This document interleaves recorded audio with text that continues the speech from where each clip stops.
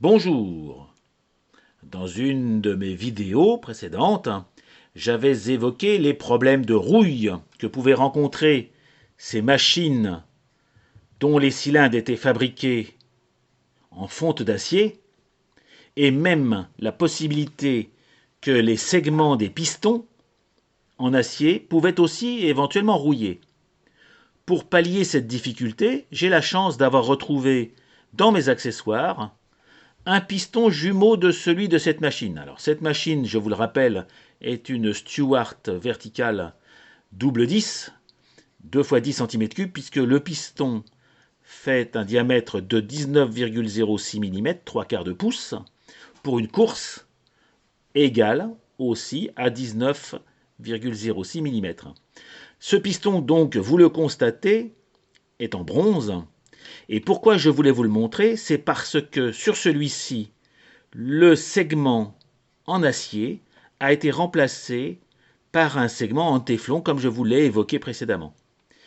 Le segment, en fait, est fabriqué à partir du rond, un peu plus gros que ça, du rond de téflon, taillé comme ceci, vous voyez, dans la masse, et il doit être au diamètre exact du piston, puisque avec une petite fente et l'huile vapeur très épaisse qui arrive petit à petit par les graisseurs à déplacement dans les cylindres, font que nous assurons ainsi l'étanchéité entre les parties hautes et les parties basses. L'autre caractéristique que je voulais partager avec vous, et j'espère que vous le voyez, c'est que non seulement ce piston comporte un segment avec sa petite fente, vous le voyez, mais si je la resserre, il est au diamètre exact, comme je vous l'ai dit, du piston. Mais en plus, il a des micro-gorges, j'espère qu'on les voit et que vous les voyez, deux petites gorges. Souvent, vous verrez des pistons qui n'ont pas un segment et deux gorges, mais en fait trois gorges. Quel est le principe de fonctionnement de ce système de trois gorges? Eh bien, en fait, la vapeur, comme vous le savez, emmène une huile épaisse. Cette huile épaisse a tendance petit à petit à se déposer dans le cylindre, surtout au démarrage, puisque le piston et le cylindre étant froid, l'eau vapeur se recondense très vite et donc redépose son huile. Et ben, cette huile se glisse dans ces fentes ultra fines, enfin ultra fines entre guillemets, j'espère que vous voyez, j'espère que oui, vous les voyez, et en fait, crée un segment liquide.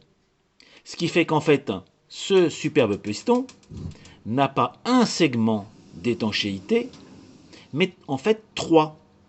Je vous rappelle encore une fois que ce piston, à la différence des pistons de voiture, des pistons de moteur à explosion, la bielle n'est pas en dessous, mais le piston reçoit de la vapeur, c'est pour ça qu'on dit double effet.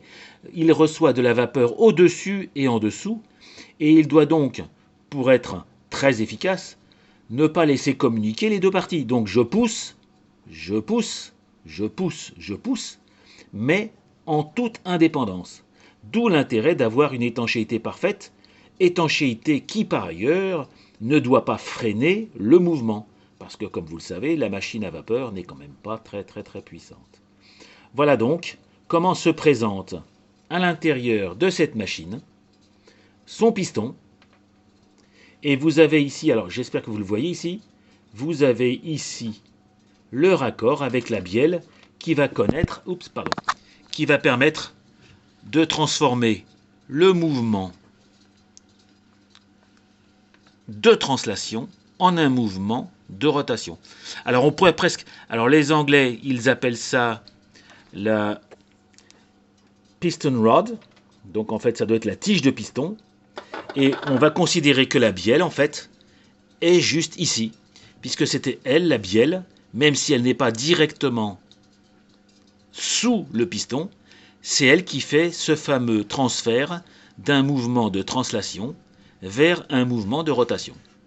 Voilà, donc un petit tutoriel pour une nouvelle fois vous montrer une nouvelle pièce d'une machine à vapeur, dont vous voyez l'originalité, et surtout un fonctionnement là aussi original, avec des gorges, des mini-gorges, qui servent à assurer l'étanchéité du piston dans son cylindre.